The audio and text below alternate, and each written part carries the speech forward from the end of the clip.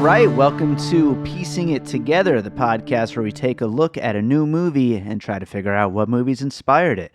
I'm your host, David Rosen. Is that something I do on this show? Do I say I'm your host, David Rosen? I don't know. I don't think I normally do, but hey, I am your host, David Rosen. So, hey, nice to meet everybody.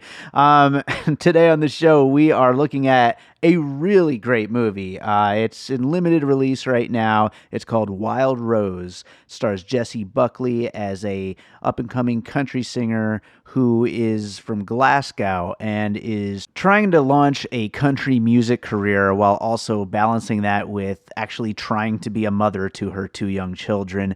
It is a fantastic film with a wonderful central performance by Jessie Buckley, who is somebody who has been on a lot of people's radars lately as this great up-and-coming actress. She was in Beast, and she was in the TV show Chernobyl, which I actually haven't seen yet. And she's going to be on season 4 of Fargo, so a lot of Jessie Buckley upcoming. But joining me for this one is J.D. Duran from InSession Film Podcast, which is a great film podcast that I actually got to guest on recently. But we will jump into this conversation, and I do want to tell you, if you haven't seen it, make sure to go see it while it's still in theaters. It's in limited release. You may have to hunt for it, but it is worth watching. Go see it. All right, so today on the show, we're going to be talking about Wild Rose, and with us is J.D. Duran from InSession Film Podcast. InSession is a show that I got to be on a couple months back. We talked about Long Shot, which we never did get around to doing an episode on, but it was a lot of fun getting on their show and talking, and I'm really glad to have J.D. here. J.D., how's it going? Hey, thanks for having me. Glad to be here. Like you said, my first time. It's been a busy week as we are rounding out the summer or getting close to it. Funny enough, August for us is a really busy month, despite the fact that there's not a ton of interesting, at least mainstream films that come out in August. But sure. The indie circuit is where August, I think, really starts to ramp up. Plus, there's a retrospective that we do every August on our show as well. So I'm busy prepping for that. And The Lion King is coming out this weekend. So that offers its own stresses as well. So it's been very busy, but I am glad to be here, particularly for this specific episode. I'm pumped. Yeah, I know we were talking about Wild Rose when I was on your show briefly. And this is a great movie. I'll just get that out of the way right away. I was looking forward to it for a long time, and it absolutely did not disappoint. But before we get into talking about it, why don't you tell people a little bit about your podcast? Yeah, so like you said, we are InSession Film. We have two primary shows. On Monday is our main show where myself and my co-host Brendan Cassidy, we typically review some sort of new release. We try to aim for some of your more bigger releases, more mainstream releases, with a couple of indies thrown in from time to time. Or in the case of this last week, we did Easy Rider because there was nothing great coming out. So, so we mix it up a little bit, but we usually have some sort of main review. We have a top 3 segment. We have some other news discussions or other films that we've caught up with. It's a pretty jam-packed show. And on Friday, we have a show called Extra Film where there are 2 other hosts that kind of handle the fort over there. And that show is mostly dedicated to indie films of the new year, or sometimes we'll throw in some classic films. The guys did Casablanca last week, for example. So it's a little mixture of everything, and we try to cover the gamut when it comes to films. So that's mostly what we do. You can find us at InSessionFilm.com. There you can find links to the show. You can find features. We have written reviews over there. And of course, you can find all of the podcasts and all the links to the show and everything there. So again, that's InSessionFilm.com. Right on. So yeah, I guess let's jump into talking about Wild Rose. I've got a bunch of puzzle pieces here. I'm sure you do too. You got to see this a while back though, right? Yeah, it was right before I went on vacation, which was I guess toward the end of June. So it's been a good month since I've seen it. Yeah, I've been waiting and waiting. It finally opened here in Vegas this past week. Yeah, I mean, definitely lived up. I mean, it seems like we've been getting music film after music film after music film. And, you kind of go into the next one like, well, I know there's a lot of good buzz for it, but, I hope it does something a little different, something, interesting. And Yeah. it certainly lived up to it, though. Yeah, I think so as well. I mean, for listeners of our show, they'll know that I love this, or even if you follow me on social media, I have been ringing the bell for this film for a month since I've seen it. It's currently my favorite film of the year. I absolutely love it. And in particular, for two main reasons. One, Jessie Buckley, its star, her performance is stunning. Oh, yeah. She's so good. And the other major reason is that it's a film that is about music, but it's about a single mother essentially who has these aspirations and dreams, and she pursues those ambitions to a fault, right? Yeah. Where she essentially abandons her two young kids and will leave them with strangers or with her mom to go and do what she needs to in order to pursue this dream. And it's this constant dichotomy throughout the film of her having to battle this ambition she has to be a country singer, but she also does love her kids. I think we do see that. Sure. And the conflict of that in the Rosalind character in that film is it's something that I'm sure a lot of us can relate with. I talked about on our show that even doing this podcast, InSession Film, or guesting on other shows such as yours right now, that's something that I have to balance in my personal life with my own son. So even right now, as we are doing this, I had to try to get Sam to bed before coming on the show. And I was trying to get everything settled with my wife so that way the rest of tonight can go smooth so I can go out of the show with you. Yeah. That is exactly the dilemma for Rosalind in this film. And it's handled so beautifully, I think. And for me, it's my dogs, but it's basically the same thing. So yeah, fair enough. So why don't we jump into some puzzle pieces? What do you got for your first puzzle piece?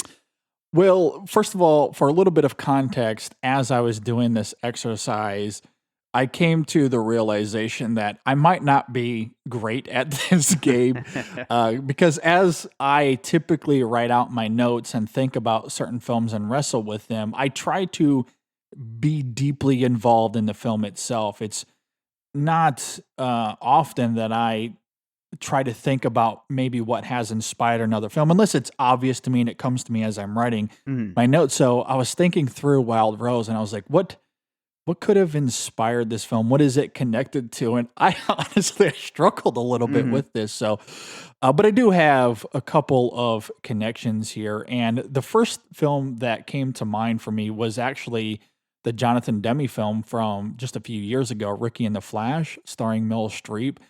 I'm not sure if you saw that one or not, but it's about a musician in that film played by Meryl Streep who gave up her dream of rock and roll stardom because she wants to make things right with her family. And in a similar way, that film ends up going in a very different route. And Ricky, the Streep character, is much older than Rosalind in Wild Rose. But there is similar notions as far as being a musician and for Ricky having to give that up because she is wanting to, remedy some gaps within the relationship she has in her family. And that's essentially what Rosalind is doing in some ways, or at least she's having to battle that as far as, does she give up her dream? Speaking of Rosalind, does she give up her dream of going to Nashville for the sake of her family or for the sake of her children? So I do think there are some parallels to be made with Ricky and the Flash, and Ricky and the Flash has music like Wild Rose that's very good. So there are some great similarities there between the two.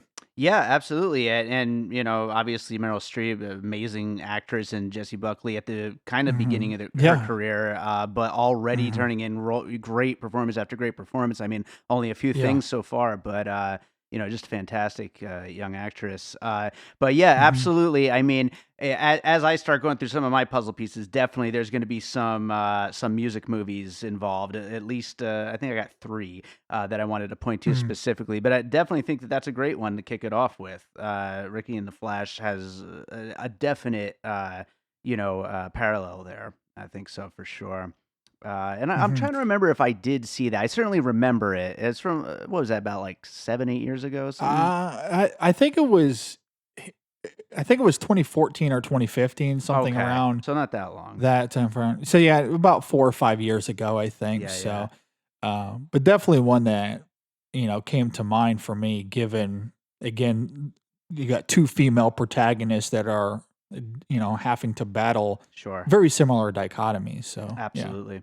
Right on. Well, I'm going to go ahead with my first puzzle piece, and before I get into a few music ones, I did want to mention this one first. It was kind of the first one that came to mind. It's the 2006 film Sherry Baby with Maggie Gyllenhaal Mm. uh, Oh, okay. as a woman who's just finished a stint in prison, and she's coming out and she's trying to put her life together, but she really isn't necessarily doing a great job of it to begin with, Mm. and just the struggles that she goes through, and of course she is not a a rock and roller or anything like that. She's not a country star. She's not making music and performing, but she is risking her rehabilitation in ways that just makes Mhm. you just very almost on edge in a way of just like is she going to be able to pull this together? Am I not going to hate this person by the end of the movie, and Yeah. luckily Rose, her arc takes her in a really really great direction by the end of Yeah. Wild Rose, and which, by the way, no worry about spoilers on this show. We always are fine with spoilers. Mhm. So Yeah. but yeah, so Sherry Baby was the first movie that kind of popped in my head as I was starting to think of this. The first non-music Yeah. one, I should say. Yeah, that's an interesting pick. I will admit I haven't seen it, but I am familiar with the film, Hmm. and it does seem like when you read about that film or even just reading the premise of it that it will have a lot in common with Sure. Wild Rose. So yeah, that's a very interesting pick. Right on. So what do you got for your next one? So the next one for me is it's not so much a film, but more so a filmmaker. I thought a lot about Ken Loach, the British filmmaker, with films such as I, Daniel Blake and The Angels Share. His films tend to wrestle with not just the characters' ambitions or whatever it is that is driving them, but he also delves into places and politics and how that affects the characters in his films as well. So that is something we also see in Wild Rose, that Glasgow in Scotland, it's almost a character in the film, Sure. and it becomes more important to Rosalind as we get to the climax of the film, and after she goes to Nashville and she experiences that a little bit and has an epiphany of what Glasgow means to her. And I love that social dynamic of how place becomes a big component for Rosalind in Wild Rose, and Ken Loach's films are that to a T, dealing with a lot of the social economics or politics of certain places and how it affects the characters in his films. So I do think there is big inspiration in Wild Rose from Ken Loach's filmography. Sure, yeah. I actually haven't seen those movies, but I am so very much aware of his his reputation as a filmmaker, and Yeah, and yeah, definitely that it's kind of that very just kind of gritty portrayal of that very specific kind of a place and setting and yeah, everything, and really bringing that out. yeah, absolutely. And I haven't seen all of his films, but of those that I have seen, I absolutely love how he's able to kind of tap into that, which is, like I said, a big component of Wild Rose Mhm. that I loved. So yeah, I very much recommend Ken Loach. He may not be for everybody because he's quite methodical and uh maybe his humor isn't going to work for everybody. There's certainly more humor in Loach's films than I would say that is in Wild Rose, but I think fundamentally though there's a lot of similarities between the two though. All right. Well, speaking of trying to capture a very specific place, a very specific Mhm. environment and the kind of people in that environment. The first music movie I wanted to bring up because it was I tried to think what is the one that this is kind of I felt the biggest parallel to, and this might seem a little silly, but to me it just makes a lot of sense. Is actually the Eminem pseudo biopic 8 Mile, Okay. Yeah. and Yeah. the reason why is because I feel like there, obviously every music biopic, there's struggles and there's all the struggles that they have Uh-huh. to go through, and it kind of becomes a little bit of a cliche. But I think that for both Rose in this movie as well as B Rabbit in 8 Mile, Mhm. it they're already in those struggles from the beginning of their career, and Yeah. it's not Yeah. struggles that are hitting them, as they're rising and through the career, and they're not, dealing with people, like new people coming into the picture and ruining things. It's the constant struggle that's Mhm. been a part of their life forever, and it's just this is who Yeah. these people are. They're struggling people. And so I Uh-huh. felt a real connection there to that kind of a story, even though and I guess it's not that far removed, the world of hip hop and the world of down and dirty country. Yeah, absolutely. And 8 Mile is another film where place is significant to the Yes. characters and where they find themselves. So, Oh yeah, yeah. I do agree with you that the struggles that they find themselves in were immediately in that right away. And they're having to learn to overcome that. And yeah, where they live, the economics of it, the politics of it absolutely affects both Rosalind and Jimmy B. Rabbit Smith, if you will. So, yeah, that's a great pick. Right on, right on. You know what? And also, before we move to the next one, I was just thinking as I was writing my notes, I haven't watched 8 Mile in a while. I gotta watch that again. What that movie? I Yeah. mean, I don't know how old you are, but I was, I think 24 when it came out, 23, 24. I mean, it was so awesome at the time. You know what I Yeah, mean? I was in high school, so I was maybe a junior, sophomore, something like that. Uh So, huh. but I'm from Michigan, Oh, you so I'm are. very familiar with 8 Mile, the actual place of 8 Mile, Oh, nice. and what that's like, and obviously Eminem's story is very familiar and known there. And so yeah, that film had a little bit of a connection at that time. And I would say in high school I was probably more into hip hop than any other Sure. genre of music. So yeah, it's a film that very much connected with me. I will say though, I don't know if I expected that film or hip hop in general to come up in this conversation, Right. but now, after you started talking about it, it just clicked. I was like, absolutely, this film has an influence on Wild Rose for That's sure. So, awesome. That's awesome. Well, what do you got for your next one? but yeah, and it is funny because the next one I wanted to bring up here is a very, very different note than something like 8 Mile. I actually have here the 1983 film Tender Mercies, starring Robert Duvall. And this is somewhat like Ricky and the Flash, but a little bit different in the sense that the Duvall character is a struggling musician, such as Ricky and Ricky and the Flash. And so you do have the parallels there as far as Rosalind also struggling, as we just got done talking about. So, despite the age gap between Duvall's Mac character and Rosalind, we do initially see that they're still trying to do music. And where I think Mac has some similarities to Rosalind is that eventually a child becomes involved in his story. He meets this owner of a motel, Rosalie, played by Tessa Harper, Mhm. and she has a son, and Mac begins to bond with Rosalie and her son, and that becomes a huge component to the film as far as him battling between, do I want to continue to struggle as a musician? Is that something I still want to do? Or do I kind of shift gears and, maybe move my life in a different direction and become this surrogate father to this little boy whose father had been killed in Vietnam, if I remember correctly. So it's been a while since I've seen the film, but there is, again, a similar dichotomy there for Mac and that film as far as musicianship and children and how Mac is caught between those two ends of the spectrum. So Tender Mercies is definitely one that I think fits the bill here. And emotionally speaking, I think it's also very complimentary to Wild Rose. Right on. Yeah, I actually, funny enough, I had never heard of Tender Mercies, and I see here that he won Best Actor for it, huh? Back Yeah. then. Wow. Yeah.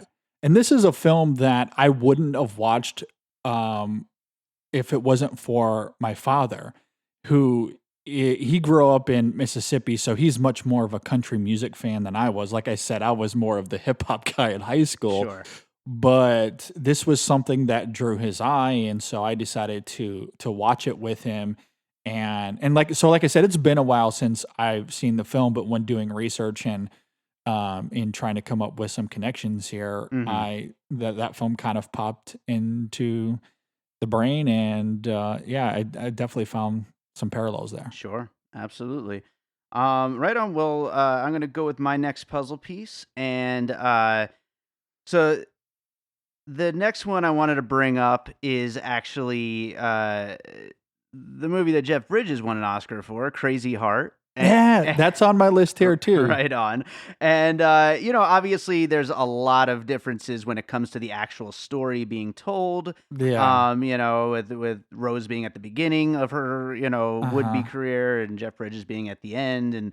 But the real reason that I was going to get connected, and then we'll see what you have to say, but it was mainly because the music specifically are very much inspired by the exact same country artists. Those same real just down and dirty rock and country artists of old school country, and both have incredible soundtracks if you're into that kind of music. Absolutely. That's part of why I had it written down here too. I love the soundtrack to Crazy Heart. Oh, yeah. And Jeff Bridges' performance is absolutely wonderful. But I also think you can make a connection in the sense that the Bridges character in that film, his life takes a turn once he starts connecting and having a relationship with someone that is not in that same world, I guess I'll say. So this might be stretching or it might be a little bit vague, but I guess you could connect that to Rosalind in the sense that her life starts to also turn around once she starts spending more time with her children. Once she starts making that a priority, such as Bridges and the relationship he has with the journalist, that's when you can see both characters kind of making that turn toward the positive, I guess you could say. And maybe that affects their music in a way, not necessarily badly. It just takes it maybe in a little bit of a different direction than maybe what they would have foresaw previously to establishing those relationships. So Sure. I do think there's also parallels there, but yeah, the soundtrack piece of this, oh my gosh. Yeah. Love it. Great music. I've actually been listening to it on Spotify all week long. The Wild it's Rose great. one, fantastic. Oh And I my love gosh, that they open with the cover of Primal Scream's "Country Girl" too, which I always love that song. It's so good. Yeah, that rocks. Yeah. Mhm. Right on. What do you got for your next one? So the next one that I have here, and again, this might be a little bit of a stretch because the film I'm about to bring up is ultimately very, very different than Wild Rose. But did you see The Florida Project from a few years ago? Yes, I love the Florida Project. So I thought about The Florida Project a lot when watching Wild Rose, particularly that first half of Wild Rose when Rosalind is very selfish and her needs come first, regardless of the ramifications, no matter what kind of awkward situation she puts her kids in, as we said, or her mom, or even her neighbors having to watch her kids.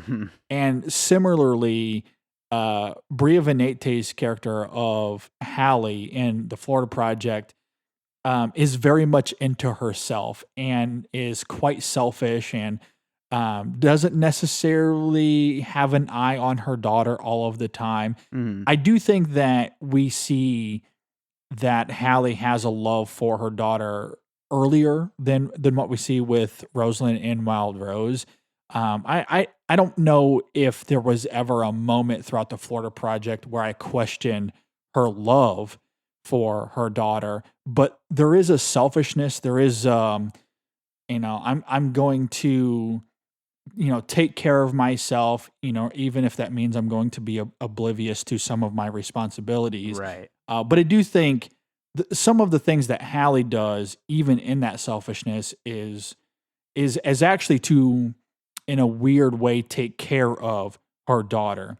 Yeah. And so the arcs of both of those characters, I would say, is vastly different, but there is some similarities in as far as them being a single mom and how they are sometimes lost as far as motherhood and responsibility goes, for the sake of whatever is driving both of them regarding their ambitions. Yeah. If that makes sense. No, absolutely. I think that's a great puzzle piece, and I hadn't even thought of that. And now that's kind of got me thinking about when I think of the Florida Project, it just feels like such a 2010s America movie. And this being Yeah. set in a different country, it's interesting that they would have their Mhm. own kind of moment that is similar to that, and that there's this Mhm. subsection of the population that is living through such struggle and everything, and Yeah. certainly her decisions aren't always the best decisions, but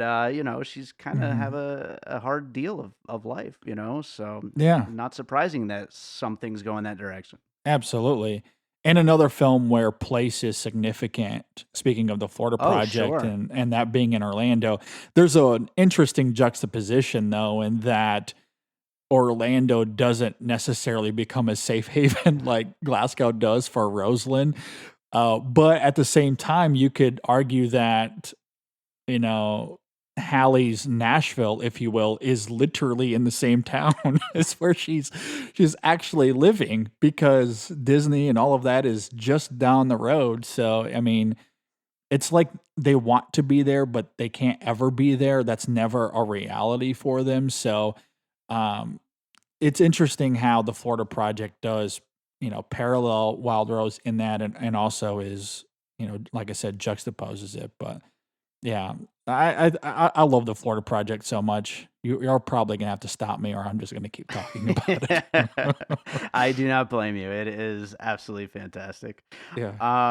Right on. Well, I'm gonna go with my next one, the last music movie on my list here, and Okay. it's a kind of even though it's very, very surface level, it's kind of hard to escape it, and that is A Star Is Born. Just the Mm. entire format of the music movie is just. I think, we talked earlier about how there's just been music movie after music movie after music movie lately. I think a lot of that is because Mhm. A Star Is Born is on the brain within the Yeah. world of Hollywood and outside in the, Yeah. the indie communities. Yeah. And I mean, this is, very much almost the opposite, story wise. I mean, it's completely different, but I do Mhm. think that especially, I mean, we've talked about A Star Is Born on our Vox Lux episode. We talked about it on our Her Smell episode. I mean, it's hard to look at a music movie, especially one with a woman as the main protagonist, and not think Mhm. about the A Star Is Born formula from the old versions as well as the newest one. Yeah, that was one that came to mind for me as well. So I almost feel like it's somewhat mandatory, because there is a lot between the two films that you can see as far as puzzle pieces go.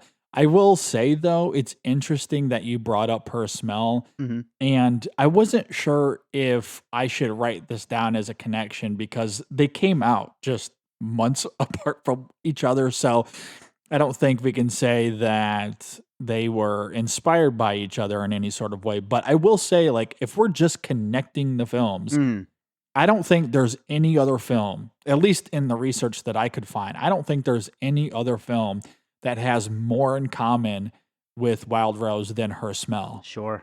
Absolutely. Those two films are almost the same movie in a lot of ways. You're right. As far as, the rise and fall of the ambition and how, the children of those two characters ultimately become their saving grace. I mean, there's a lot about those two stories that are very similar. The two films approach it very, very differently. So ultimately, each film does stand out on its own. Mm-hmm. But that dichotomy of musicianship and ambition and how children save, I mean, that's very, very much the same. And it's centered around two stunning performances with Elizabeth Moss and Her Smell. Man, those two. Speaking of Jessie Buckley and Elizabeth Moss, those are my 1A and 1B of the year. My favorite performances, hands down. Yeah, it's crazy. Again, the whole music film after music film. I mean, I don't know how you feel about Vox Lux and A Star Is Born, but I love both of those for different reasons. But to get two incredible music films last year and then two incredible music films this year, it's pretty wild. It is. And there's a whole second half of the year for this year anyway, where who knows what we'll see. I loved A Star Is Born. That's a film I do quite adore. Unfortunately, I'm on the other side of the Vox Lux debate. Yeah, you have to be on one side or the other. There's no middle ground. That's for There's sure. no middle ground. No. I will say, though, I'm actually in the middle on the film. Yeah. I love the first half of the film. Absolutely adore it. I think it's as close to being impeccable as it could be, but I did not like at all the second half of that film.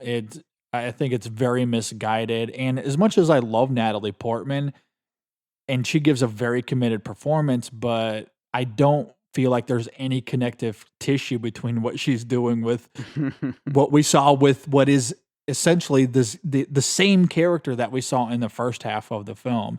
And because there's a huge time jump between the first half and the second half, there's nothing to explain those differences. It's jarring. Not that a film, it's very jarring. It is jarring. it is. And not that a film has to explain everything, sure, but there is no connective tissue. So it felt like two very different films. Right.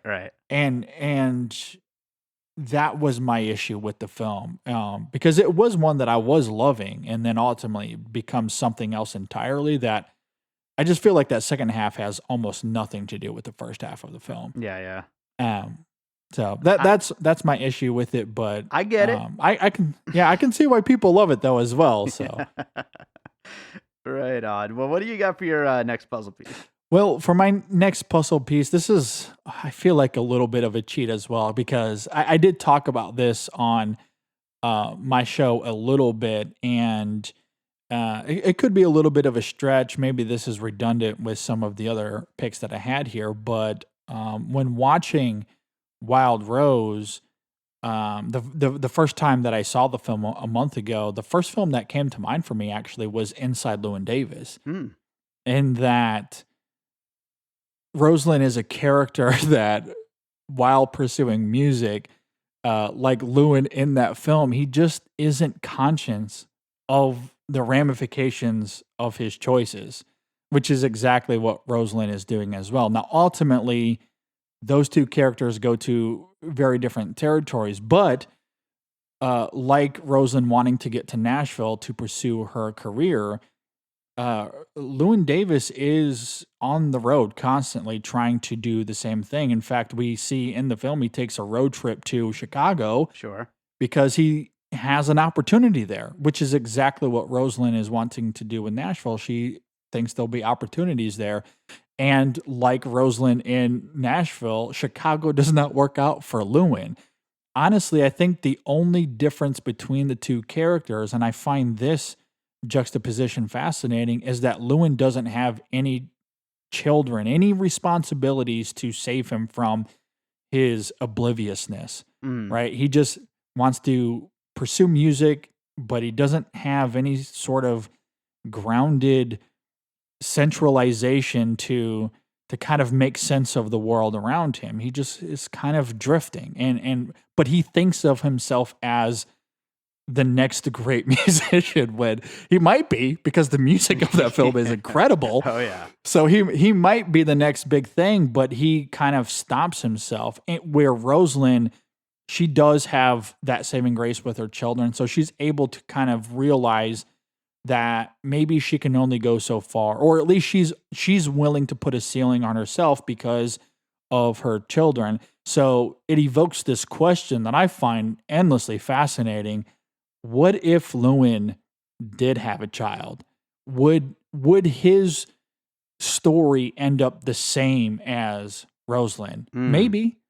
It's hard to say because, that doesn't happen, but Rosalind was just as lost and just as confused as Llewyn is in that film, but she had something that was able to push her off the edge and into reality. And Llewyn just never really has that. He has a scare at the beginning when there's a confrontation about maybe he got someone pregnant, but we never really see what the result of any of that is. There's nothing really to rein in Llewyn.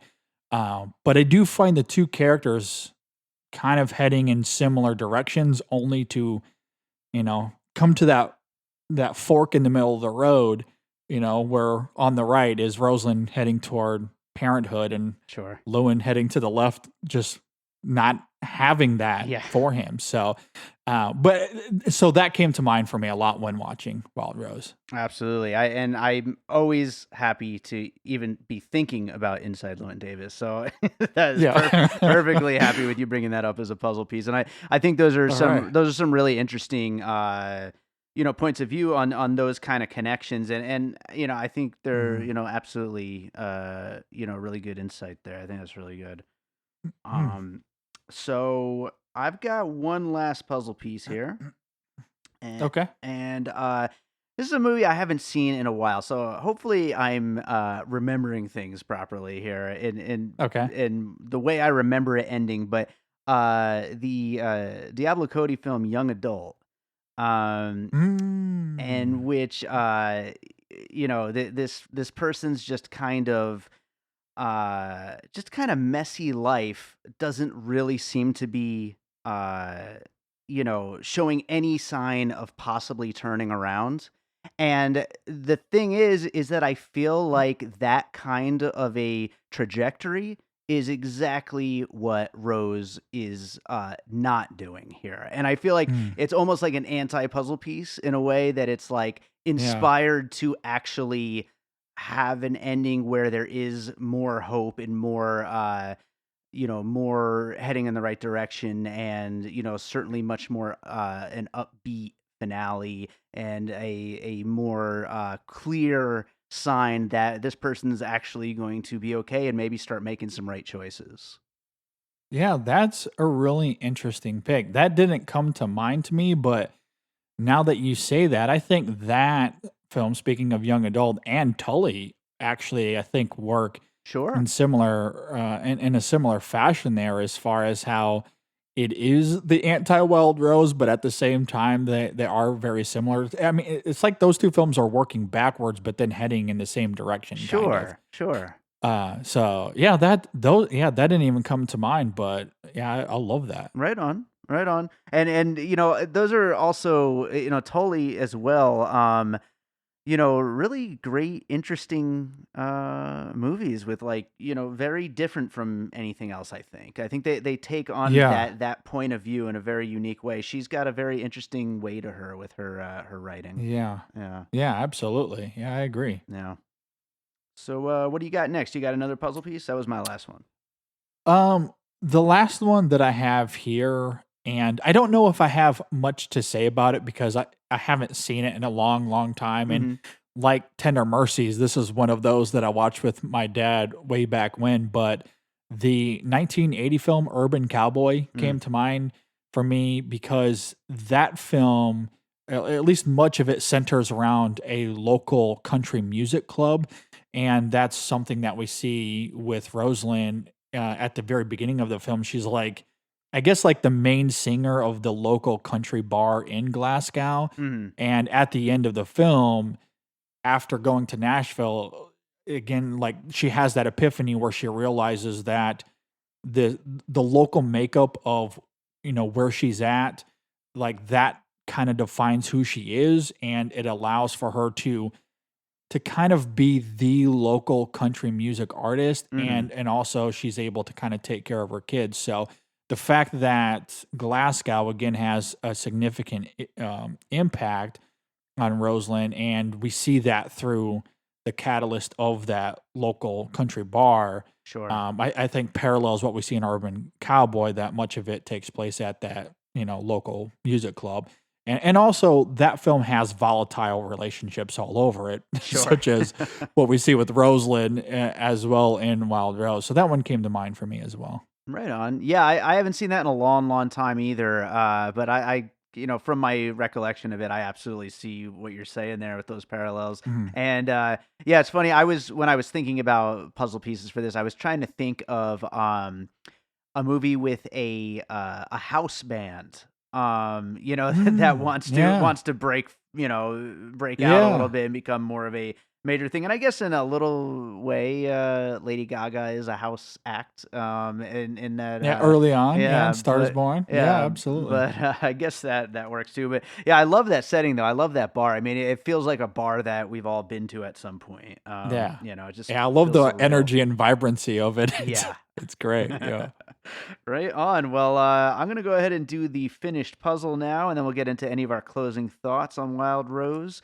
Okay. So that includes Ricky and the Flash, Sherry Baby, the films of Ken Loach, including I, Daniel Blake, and The Angels Share, 8 Mile, Tender Mercies, Crazy Heart, The Florida Project, A Star is Born, Inside Llewyn Davis, Young Adult, and Urban Cowboy. So Yeah. we got a great list there. I mean, a lot of music movies, of course. I mean, it's bound to happen, but then a bunch of other Yeah. movies as well. It's a pretty wide-ranging list here. Yeah. What do you have any closing thoughts about it? I know you've talked about it a whole Yeah. bunch on your podcast, but Yeah. I mean, I love the film. I will say though, if any of your listeners want to point this out to me, I would love to hear what they have to say, because when doing research for this, I was also trying to think about movies about single mothers, or maybe even just motherhood in general, and how they are specifically balancing that with their ambitions and Mhm. dreams.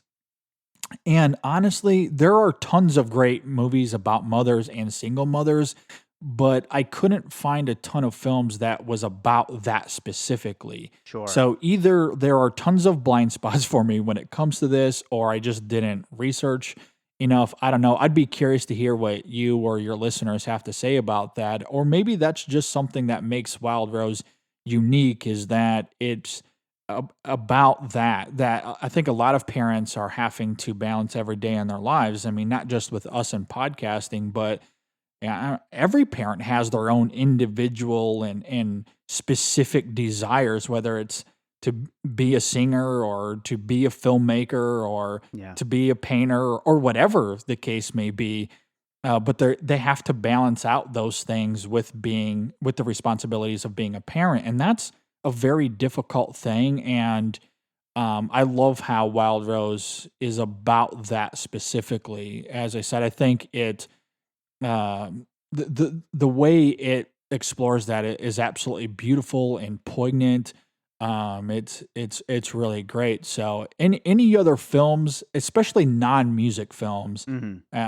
we've already mentioned a few that kind of do that with the characters we talked about, but non-music films that are about that same theme and idea, was a little hard for me to come by. So, but again, I've been very busy lately, and I'm really tired, and maybe I'm just an idiot and missed a lot of things. So, but I'd be curious to hear from your listeners, or even from you if you have some. Sure, yeah, and I'm sure as soon as we hear a name, we're gonna be like, "Oh yeah, of course." That was like right at the edge of my Yeah, right at the edge of my mind there.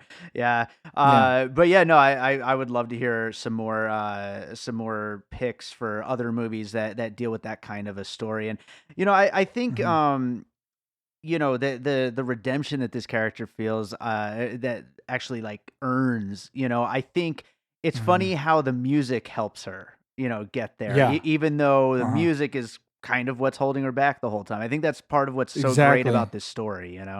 Interesting irony. What did you think about that last song? Glasgow is the name of that song I think she sings at the end. Right. Yeah. Yeah. I thought it was fantastic, and I actually found this out today while I was doing Mm. a little last minute research that Mary Steenburgen co-wrote Oh, it. wow.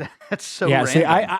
I didn't know that, but that song slayed me. Oh yeah. It killed me, and perhaps part of it is because, like I said, I can relate with Rosalind so much Hmm. regarding that struggle of ambition and responsibility, and when she starts singing about being at home and how much that means to her and how she had to struggle to get there, I even when I listen to it on Spotify outside the context of the film, it Hmm. moves me to tears. Like I love it. I think it's one of the most beautifully written original songs I've heard in some time. And Jessie Buckley sings the hell out of it. Oh hell I yeah. mean, there's one moment as we get to the climax of the song where she really belts out and it just absolutely rips me to shreds. I love it, and yeah, I can't recommend this film enough.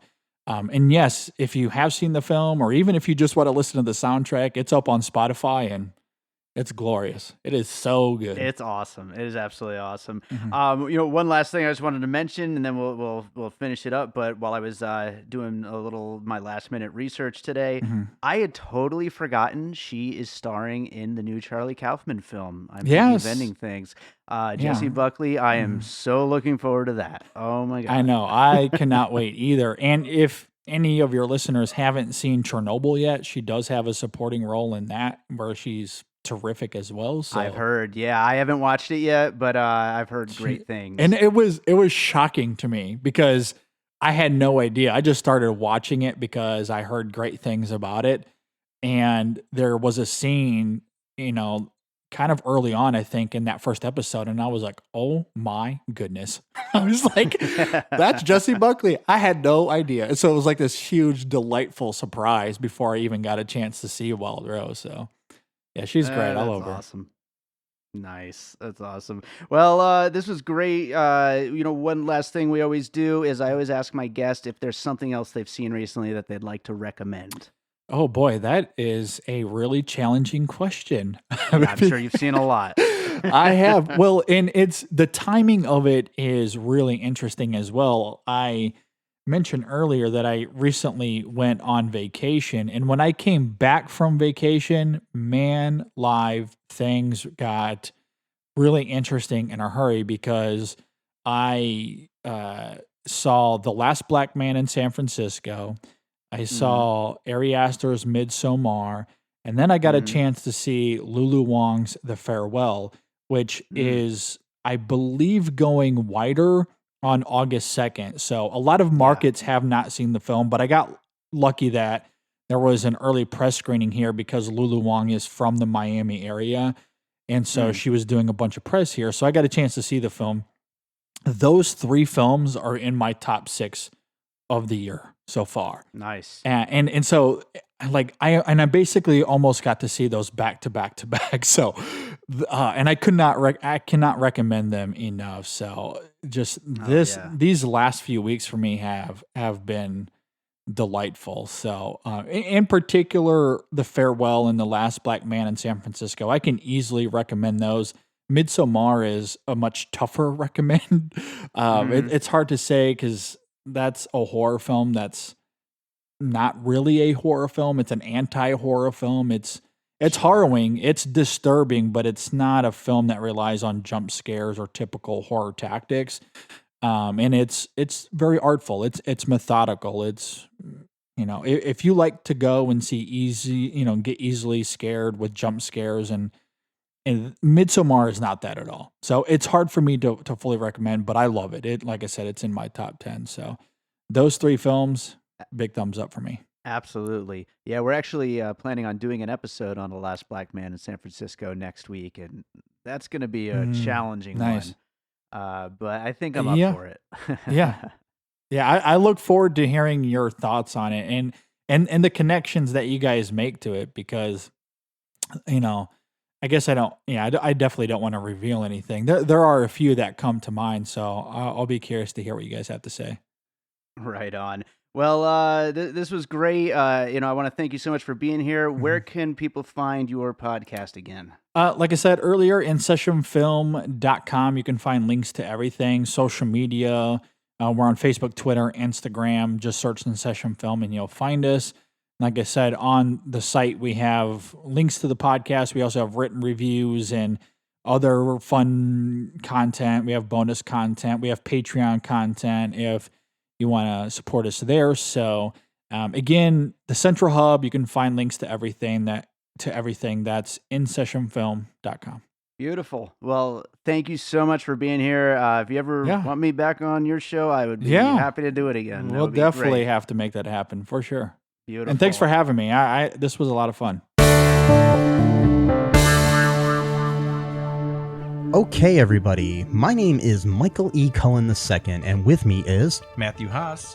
We are the co-hosts of the All Too Real 2 podcast.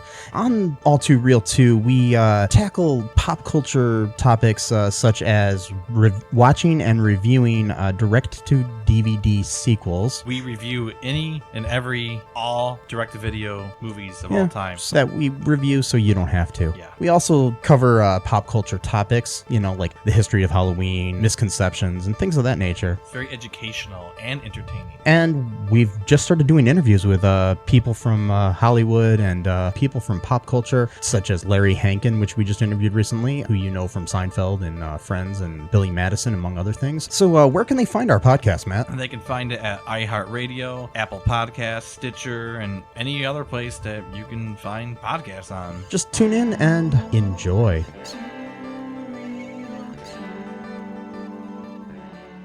All right, I hope you enjoyed that conversation with JD about Wild Rose, and I really hope you went out and watched Wild Rose because it is a movie worth seeing. Definitely go check this movie out, and then check out the soundtrack because it's a fantastic soundtrack too. So that does it for today's conversation. As always, I want to remind you all to please make sure you're subscribed to Piecing It Together on your podcast app of choice. And if you enjoy the show, you can rate and review us on Apple Podcasts. 5 stars would be amazing. We are, of course, on all the social medias at Piecing Pod, and we have a Facebook group, Popcorn and Puzzle Pieces, where we continue the conversation about all these movies that we talk about here on the show. And, if it's your first time listening to Piecing It Together, which there have been a lot of new listeners lately, this month has been the biggest month in the history of the show by a margin of multiple times over. So if you're one of these new people who have been listening, I'd love to hear what you think of the show. So please do rate and review us, or just, get in touch on social media or whatever. We would really love to hear what you're thinking of the show. And we want to keep making it better and better for you guys. And we're planning on all kinds of new episodes and new bonus features, and we've got a Patreon which exists over at patreon.com/piecingpod, but there's not much there yet, but there's going to be a lot there, so we've got plenty planned for this show. So let's finish this thing up with a piece of music like I always do. And, I don't really have any country songs to play you guys, but here is a track called Hero from my most recent album, A Different Kind of Dream, and it's got a little bit of twang to it, so maybe this will fit the bill. Enjoy Hero from my most recent album, A Different Kind of Dream, and we will be back with more Piecing It Together coming real soon.